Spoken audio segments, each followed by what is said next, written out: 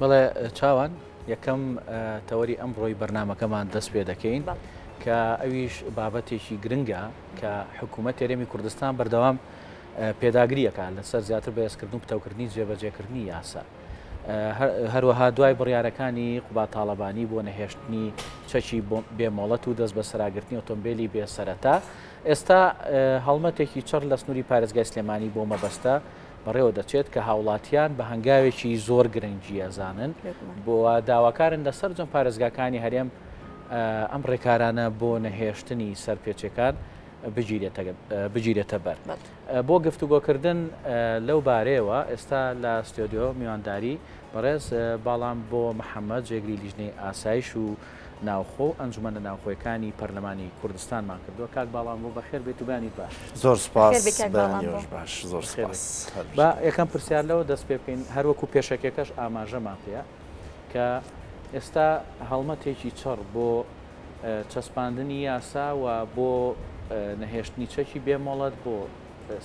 ئۆتۆمبیلی بێسەرەتاکە پێشتر قوبا تاڵەبانی جێگری سەرۆکی حکومەت هێرێمی کوردستان بڕیاریا بوو کە پێویستە چیتر ئەمانە لە ناو شارەکانە نەمێنن لە سلێمانی دەستی پێکردووە تۆ ئەم هەنگاوە چۆن دەبینی وەکو ئەندامێکی پەرلەمان وەکو جێگری سەرۆکی لیژنەیەکی گرنگیش لە ناو پەرلەمانە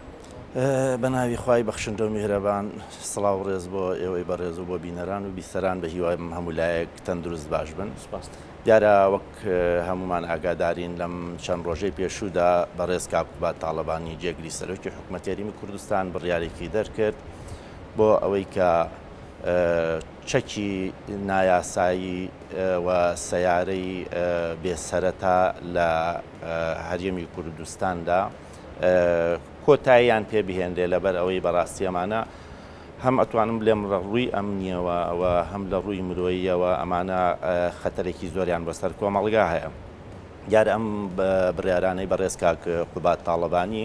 پشت بەستن بە یاسای ژمارە هەشت یاسای چەکی ساڵی 92 و بە یاسای ژمارە 16 ساڵی 1993 یاسای چەک و هەروەها یاسای ژمارە 86 فیدراڵ یاسایی هاتوچۆ دیارە ئەم یاسایانە پێشتر هەبوون بەڵام ئەتوانین بڵین وەکو خۆیان ئەم یاسایانە کاریان پێ نەکراوە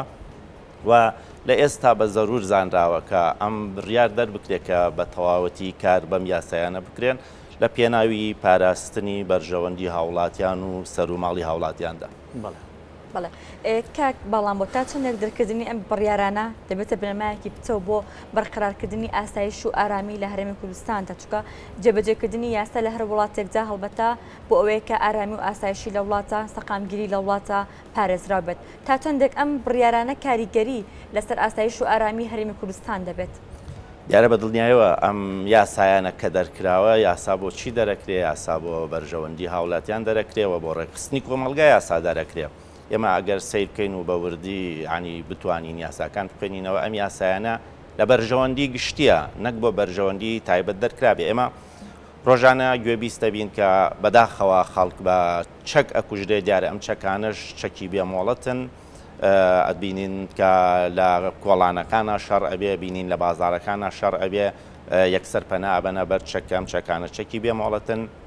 سیاری بێ سەرەتاوەکو خۆمان نەزانین چەندەها کاری پێکراوە لە ئێستادا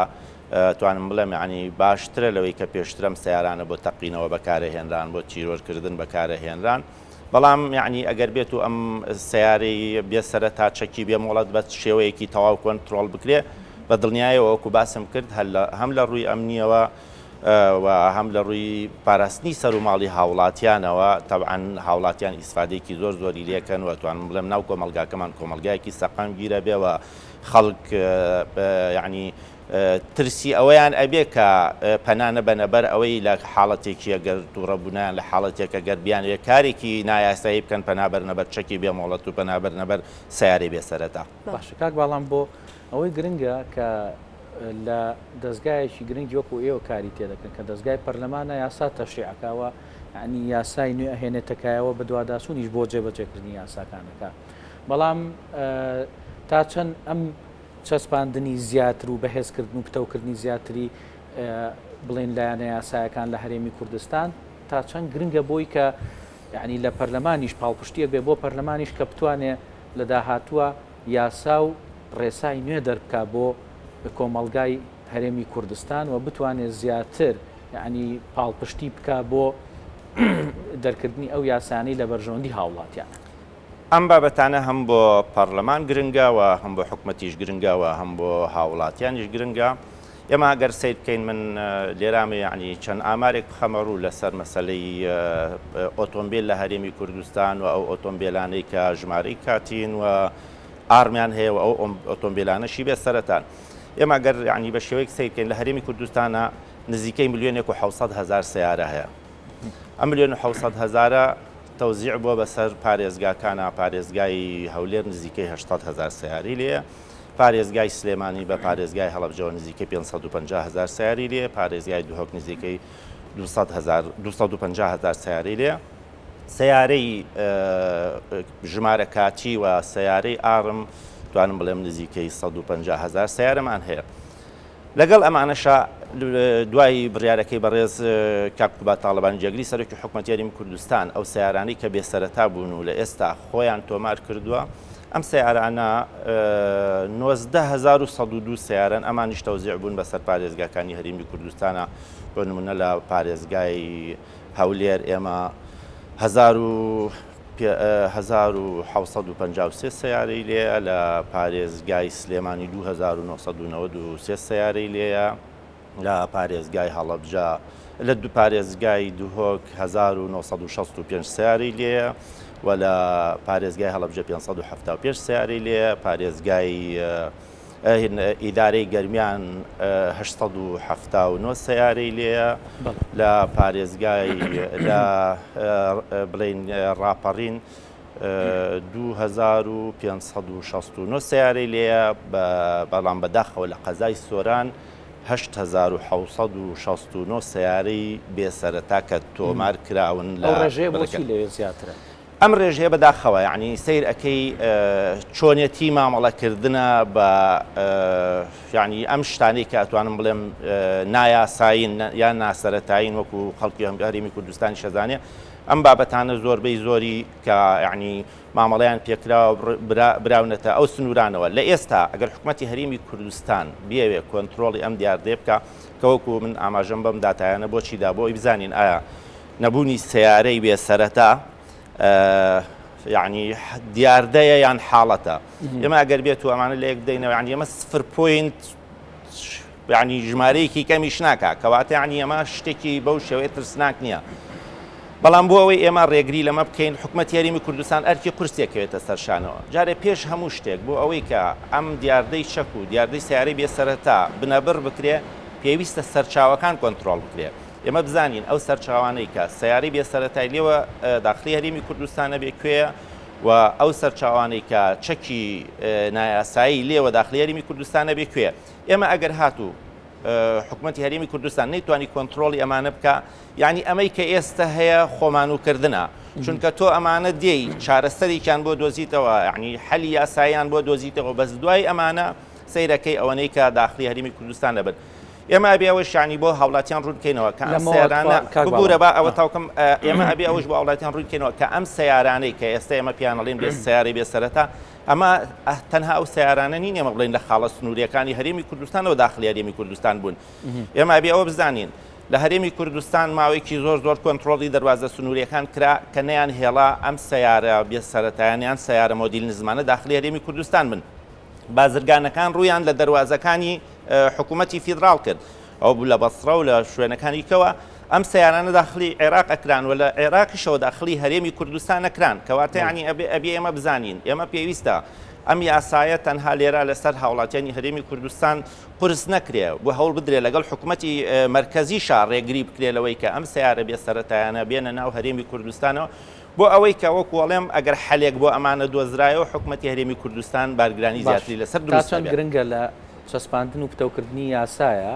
کە ئێستا هەنگاوەکانی بە فعلی دەستی پێکردووە وەکو تۆ ئاماژەت پێکرد سەرچاوەکانی دروستبوونی ئەو سەرپێچیانە یعنی بنەبڕ بکرێت بۆ نمونە یەکێک لەوانە ڕێخستنەوەی دەواازە سنوورەکان طبعا ئێمە یەک شت هەیە ئەبێ بیزانین ڕێکخستنەوەی دەواازە سنووریەکان تەنها ئێمە بۆی تێنەگەین لە ڕووە یعنی بعدە دارایەکەی وە سەیری بکەن. طبعا ئێستا سیرەکەین بۆ نمونە ڤایرۆسی کۆرۆنا لە هەرێمی کوردستانە ولا هەموو دنیادا یعنی مەترسی لەسەر ژیانی کۆمەڵانی خەڵک دروست کردووە. دیارە دەواازە سنووریەکان تەنها لە ڕۆمادیەکەەوە سەیری نەکەین ئێمە سەیر بێ سەیری ڕوو ئەمنیەکەی بکەین ئێمە بێ سەیری ڕووکارە تەندروستیەکەی بکەین. ئەمانە هەمووی گرنگە دیارە کۆنتترۆلکردنی دەواازە سنووریەکان دەتوانم بڵێم خاڵی یەکەمە بۆ ئەوەی کە تۆ بتانی هەرێمێکی سەقامگیرت هەبێ لە هەموو ڕووەکانەوە. ئێمە ئەگەر نەمانتوانی سنوورەکان و دەواازە سنووریەکان قایم بکەین ئەو کاتە دڵنیا بن نەک بۆ ئەوە بۆ هەموو ئەگەرێکە بێ خۆمان حازرکەین لەوە ینی بە ئەگەری قاچاقچێتی سنوورەکان ئەگەری دزە پێکردنی مادە هۆشبەرەکان ئەگەری هاتوچۆ پێکردنی چەکی بێ وڵات ئەگەری هاتوچۆکردنی هاتوچۆ پێکردنی جاسوس متەفەجیرات لەبەرەوە وەکوڵێم خاڵی گرنگ ئەوەیە حکوومەتی هەرێمی کوردستان پێش هەموو شتێک پەنا بەرێتە بەر کۆنتترۆلکردنی سنوورەکان و خاڵە سنوورە. کاتە کاک باڵام بۆ بم بڕیار و بەم ڕانێکی حکوومەتی هەرێمی کوردستان لە ئێستادا سەبارەت بە جێبەجێکردنی یاساکان دەری کردووە. تاکو ئێستا چەندێک حکوومەتی هەرێمی کوردستان لە کۆنتترۆلکردنی دەواازە سنوورەکان نزیک بۆتەوەتە ئەم بڕیارانەی بە گوێرەی کۆنتترۆلکردنی ئەو دەواازە سنوورانە داوە یاخود تەنها وەکو پلانەکە لە بەرنامەکانی خۆیاندا هێشتا نچۆتە بواری جێبەجێکردنەوە. بۆ هەموو کارێک پێویستە خاڵی دەستپێکت هەبێ. دیارە ئێمە وەکو خۆمان ئەزانین ئەم هەرێمەی ئێمە هەر لە سەرەتای ڕوخانی ڕژێمی بەعسی گۆڕ بە گۆڕ تا ئێستا دووچاری چەندەها قەیران بووینەتەوە. دیارە ئەم قەیرانانە تەسیریان لەسەر ئەوە هەبووە کە نەتوانرێ یاساکان وەکو خۆیان جێبەجێ بکرێ. لەبەرەوە یعنی ئێستا توانین بڵێن تا حەدێک هەرێمی کوردستان ئارامەوە توانین بڵێن تا حەدێک ترسمان لەسەر نییە. بۆیە زۆر گرنگە حکوومەتی هەرێمی کوردستان خاڵی دەستپێکی هەبێ بۆ سەرجەم ئەو یاسایانەی کە پێشتر دەری چۆندون لە پەرلەمانەکەی و پێویستیشە پلانی بۆ ئەوە هەبێ ئایا چی یاسایەک یان چی پێویستە بۆ ئەوی کۆمەلگاکە کۆمەلگایەکی خۆشگوزەران بێەوە کۆمەلگایەک بێ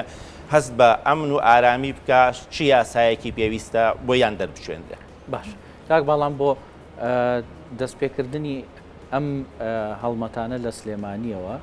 و یعنی ئاماژەدان بە کۆمەڵێک سەرپێچی و ڕێگریکردن لێیان ئەمە کارێکی گرنگە بەڵام لەوە گرنگتر یعنی ئەوە نییە کە قۆناغی داهاتوو یاخود لەمە دواییتر ئەمە ببێتە ینی